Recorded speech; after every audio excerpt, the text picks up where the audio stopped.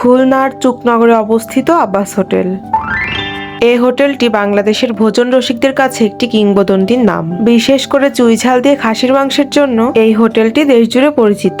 হোটেলটির প্রতিষ্ঠাতা ছিলেন আব্বাস আলী মোড়ল।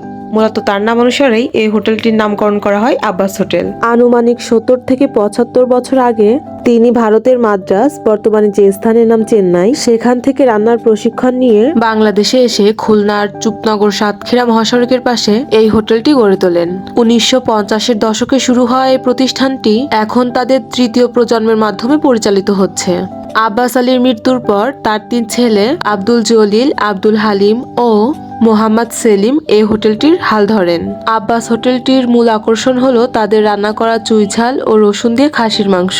এখানে মাটির চুলায় কাঠের জালে বড় কড়াইতে খাসির মাংস রান্না করা হয়। আমি নিজেই সচক্ষে ভিডিওটি করার সময় সেগুলো পরিদর্শন করেছি। এই খাসির মাংস রান্নায় আরো একটা স্পেশালিটি হলো এই রান্নায় কোনো গুঁড়া মশলা না, বরং প্রত্যেকটা মশলাই হাতে বাটা। সম্পূর্ণ হাতে বাটা মশলা দিয়েই আব্বাস হোটেলের খাসির মাংস রান্না করা হয়।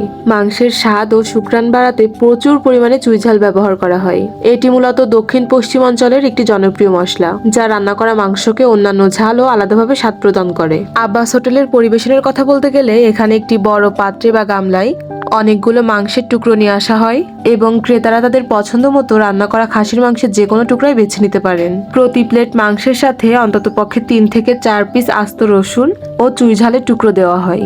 এই হোটেলের বিশেষত্ব হলো এখানে মূলত একটি প্রধান আইটেম পাওয়া যায়, সেটি হলো চুইঝাল ও রসুনের সমন্বয়ে রান্না করা খাসির মাংস। সাথে থাকে সাদা ভাত এবং ডাল বিনামূল্যে দেওয়া হয়।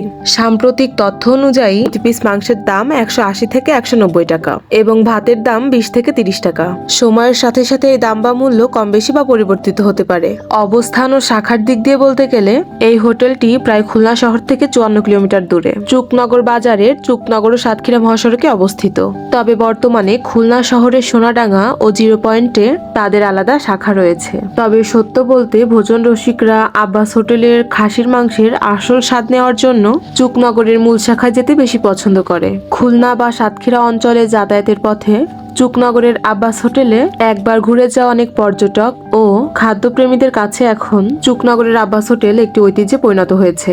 চুকনগরের আব্বাস হোটেলটি যদি আপনার পরিচিত হয়ে থাকে অথবা আপনি যদি এখানকার খাসির মাংস ট্রাই করে থাকেন, তবে অবশ্যই এই ভিডিওতে একটি গঠনমূলক কমেন্টের মাধ্যমে জানিয়ে যাবেন। আর এই ভিডিওটি কেমন লাগলো সেটাও জানাতে ভুলবেন না। ধন্যবাদ সবাইকে, দেখা হবে পরবর্তী ভিডিওতে। আল্লাহ হাফেজ।